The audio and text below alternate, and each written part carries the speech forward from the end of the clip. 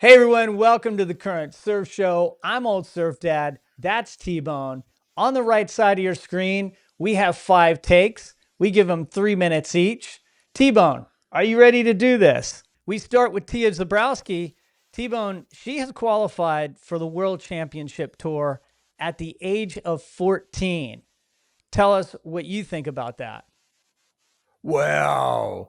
But she announced publicly a couple of days ago that she will compete on the 2026 schedule. I think it's wild at the age of 14. She's going to compete professionally, going to travel the world, surf and compete with adults. And at that tender young age, mate, comes a lot of pressure, expectations, a lot of media obligations, just a lot of things to handle and manage as a young 14-year-old. I know the support networks are probably a lot different now. They're a lot better than what they were before. But yeah, what's your take?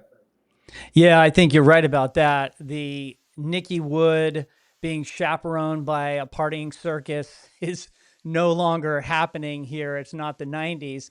And I think supportive parents are key to it. We talked about this offline that Carissa, Gabriel Medina, Katie all have really supportive parents. And both their parents surf. And what's interesting is that Tia's parents are both pro snowboarders, and in fact, her dad was in the Olympics representing France in snowboard in half pipe, which is pretty rad. And dude, she has the talent. Have you seen some of her clips? She's pretty damn good. So listen, she's just burst on the scene from nowhere. Just like I haven't really been following her. I didn't even know her up until like this Challenger Series event. Just quickly, mate, just a quick comparison between Katie and Tia. Obviously, Katie also qualified at 15, a year older than Tia, but she postponed her CT. Yeah. Katie sort of put a lot more focus and priority on her mental space, and she joined the tour a couple of years later when she was ready. And the last thing I'm going to say is that we both thought that Aaron Brooks was going to win the world title next year or last year. And a lot of people are hyping up Tya Zebrowski, and I think it's a little bit unfair. There's a lot that veterans have as far as wave knowledge, specifically at each event stop. I think the other thing Mm. is that they have heat experience that is built over years and also pro coaching that goes along with that. And I think it takes I think it takes a year on the tour just to get your feet into it. And the final thing I'm going to say is you're going to have to surf against veterans like Carissa Moore. And that is our next topic. T-Bone, I just saw on my friend's Instagram, he is Strictly Surf. The 2 S's are the money signs. And I saw on his Instagram Carissa Moore surfing trestles. She had just picked up a new quiver from Matt Biolas in San Clemente. And dude, she was ripping. I forgot how much I missed Carissa. Dude, the full roundhouse cutties, the powerful back foot, all of it. There was also a clip on her Instagram of her surfing Haleiwa, and she looked equally good there. I guess my question to you is, will she come back to the tour? Because that rumor is swirling, probably because she's surfing again. And does she have a reason to come back?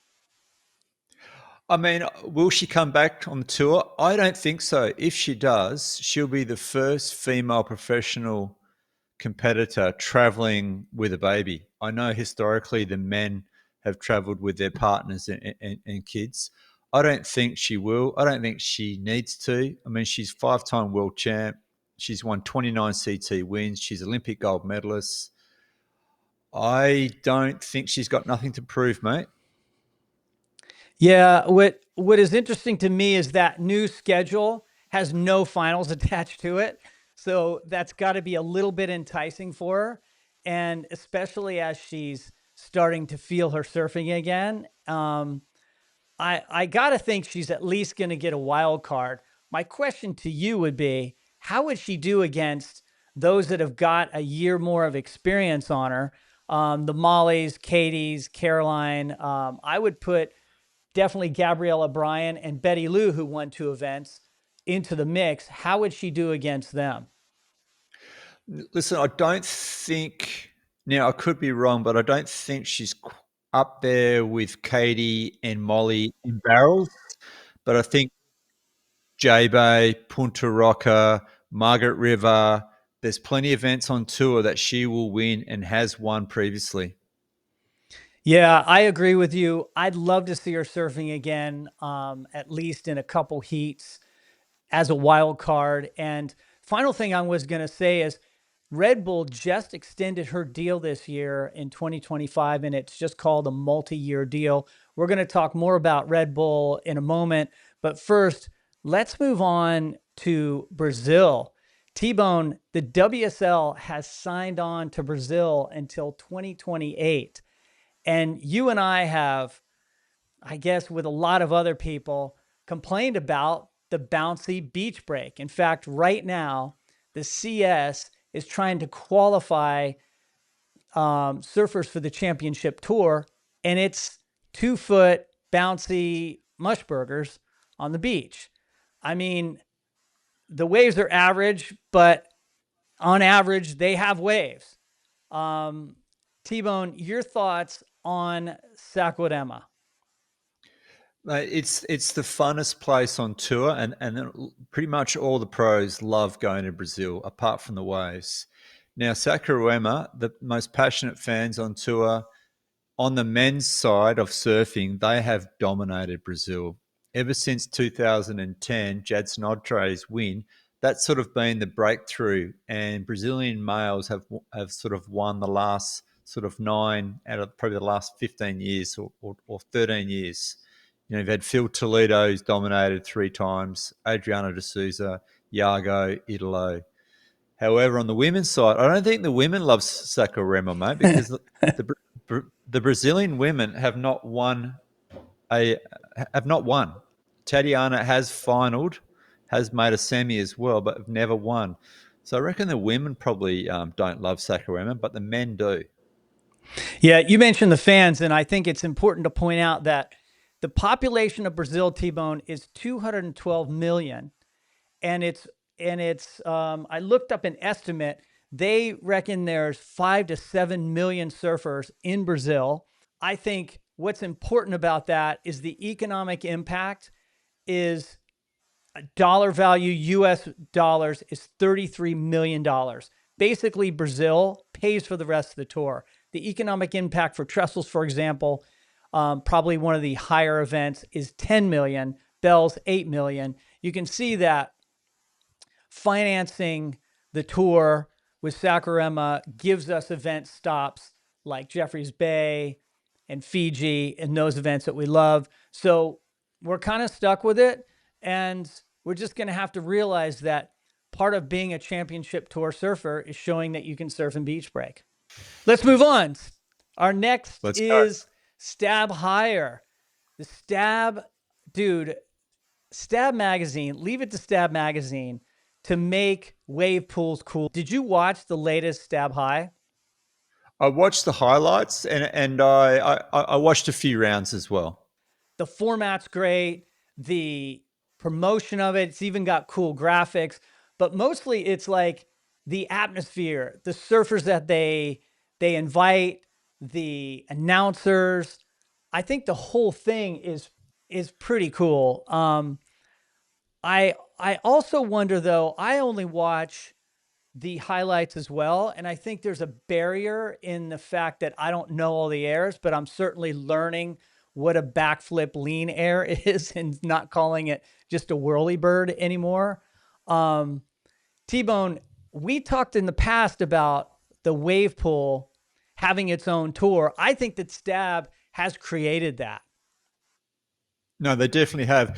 Hey, listen, they should not bother with doing an air event in an ocean setting. Mm. It's I think they still dibble and dabble on that. Forget it. Wave pools have a place, and air events are their place. And I'll ask this question to you: You got Surf Abu Dhabi and you've got Stab High running at the same time. What are you going to watch more of?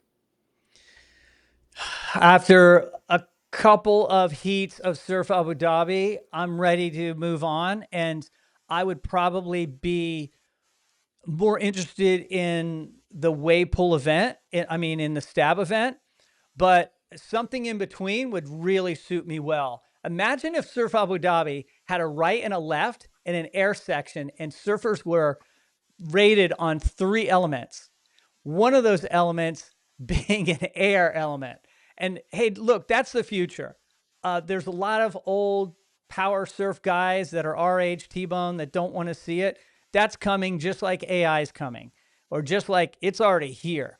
So I think it's time we embrace it. I think that WSL is going to get influenced by this, and good on the WSL for letting their surfers, Yagadora, Joel Vaughn Molly and Pitt. Molly Picklum, go over and surf there, and Joel taking the win against the best, aerialist in the world. Pretty cool stuff. Your thoughts on that?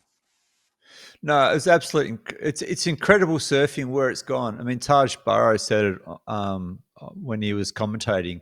If he had wave pools when he was in his prime, I think aerials would have progressed a lot sooner. So thanks to wave pools, what it's doing with the progression as a whole. Yeah, and I remember we talked to Mitch Cruz in Abu Dhabi, and it's going to do nothing but improve. The wave pools are going to have bigger waves, bigger sections. Can you imagine what we're going to see in the next 5 years? It's going to be like an X game events in a stadium, like the motorcycles jumping. It's going to be something crazy like that. Um, let's move on. Let's talk about Red Bull. Red Bull has once again signed another top name. They've signed Nathan Florence to a 2-year deal. T-Bone, I don't know. Do you watch Nathan Florence's YouTube channel? I absolutely love it. I watch Nate Florence's YouTube channel a lot. It's probably the most one I watch out of all the ones I subscribe to. So Yeah. I really enjoy it, man. I imagine, so Nate Florence is going to get some extra money. He's going to get at his disposal jet skis, an unlimited travel budget. And I was told he was, I guess, allegedly, Red Bull said to Nathan Florence, pitch us anything. It can't be too big. How cool is that? Like, the fans are going to definitely benefit. I love the guy's style. It feels like you're going surfing with him. But with that extra amount of budget to be able to travel around the world and come up with new ideas, I cannot wait to see it. I think the next thing that comes to my mind, T-Bone, is how much do you think he's getting paid? And I wanted to throw out some numbers at you. I have some salaries over here. The highest paid surfer for Red Bull, do you know who it is? No, I don't, mate. Tell me. It is Carissa Moore with a base salary of $599,000. And Wow. fun fact, in 2021, she had a base salary of $350,000. She got a bonus for her world title of $350,000. She got another $500,000 for earning a gold medal. That put her at $1.2 million in 2021. Not a bad take in money, in prize money, or sponsor money, I should say, not including prize money. I think in comparison, WSL surfers are getting, Griffin 550, Katie 540, roughly a year. And then Jamie O'Brien, who's got probably twice as many Instagram and YouTube subscribers, is pulling down $380,000. Where do you think that puts Nathan? I would think just below Jamie O'Brien at this Mm, stage, even though I think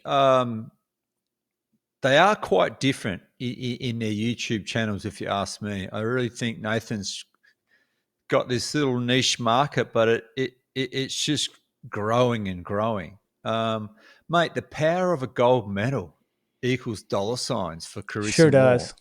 And I can imagine what Cowley Vass, as a comparison, what he might have won because he's also, I believe, a Red Bull athlete as well.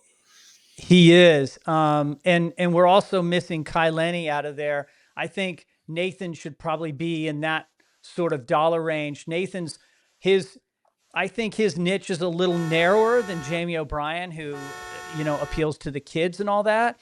But I think his niche is powerful. I mean, Sure. and congratulations to him and to us for having more to watch on his YouTube channel. If you haven't subscribed, I'll put his link in the description. All right, T-Bone, our final take is this. Surf trivia is here. I've come up with a surf trivia game that's based on Jeopardy. It's a lot of fun, but don't let me tell you all about it. T-Bone, you did a mock tournament with a friend of mine. Tell us your thoughts. Listen, mate, I thought it was going to be super hard, but it wasn't. I mean, obviously there were some questions that are a lot harder, but if you're the average Joe who's got a bit of surf knowledge, get on that QR code, register, join the show. It's a lot of fun. You use your mobile phone as a buzzer, and you'd be surprised on how much stuff you know. Yeah, it's pretty cool. And we tried to make the questions. God, you're a great pitch man, T-Bone. Appreciate that. We try to make the questions a wide range of questions. It's not just history or stats, but it's also just surf culture and things that are happening right now. It's not all WSL. And it's a lot of fun. I think it's educational too. You learn a lot from the questions, and I've had some help. Some people helped me out along the way, and I really appreciate that. But I think that's all for our first show of Quick Takes. Thank you all for watching. What's your take? Tell us in the comments below. We'd love to hear it. For T-Bone and Old Surf Dad, we'll catch you on the next one. Peace, guys.